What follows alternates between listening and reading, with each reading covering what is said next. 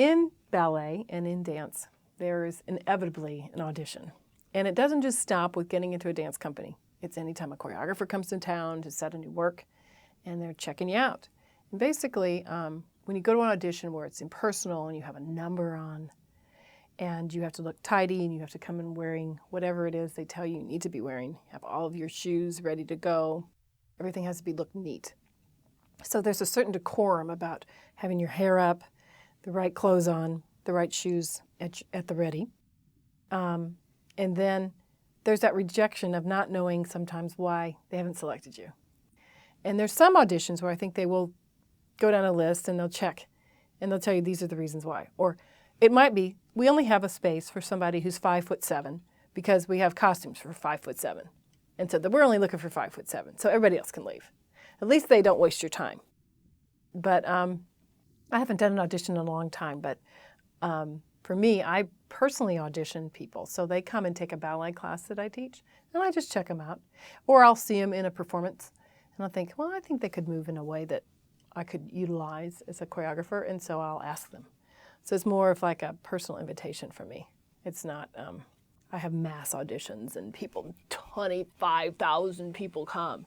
But sometimes they are cattle calls.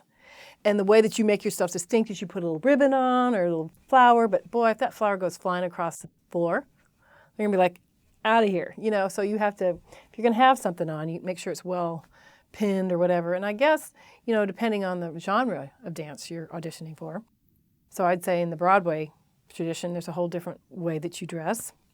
And it's probably as much as you can to get attention to your body type or your smile or your hair or something that's your asset that you would do. And so I guess you play to that.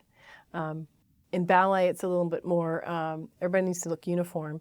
But then I think the thing that gets our eye, or for my director caught his eye, Ben Stevenson at the time, was that, there's something that somebody has, that it factor, or you've got it. I had people tell me that when I was growing up as a high schooler and auditioning and finding out where I kind of stood in a regional level as opposed to a local level with my dancing.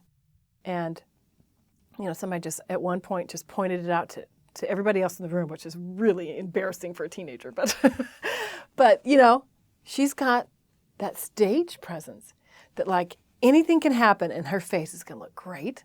Or she's really going to follow that line with her hand, or, she's just going to pull that hand across there and you're going to go, oh, look at that hand. So she's going to pull your attention to something, because that's something about having that stage presence or that it factor. And that's something sometimes you can't see in a class. You got to see somebody perform to do. And it's another reason why every class should be like an audition, like you're trying to impress somebody. And even if it's yourself. Like, okay, that pirouette didn't go so well, but you know what? I'm finishing it beautifully because I'm beautiful and you want me to have that job. So you have to have some confidence going in. And even if you don't, you have to have the show face for it or the game face for it. And so I often have to tell my dancers, I need your game face right now. I see you worrying about the steps and I need your game face. It's time to put on the game face. And that means that you're absorbed in the moment and you're transfigured by the movement and the role and the music. And that's something that you can see. I guess you can see that in a ballet class every now and then.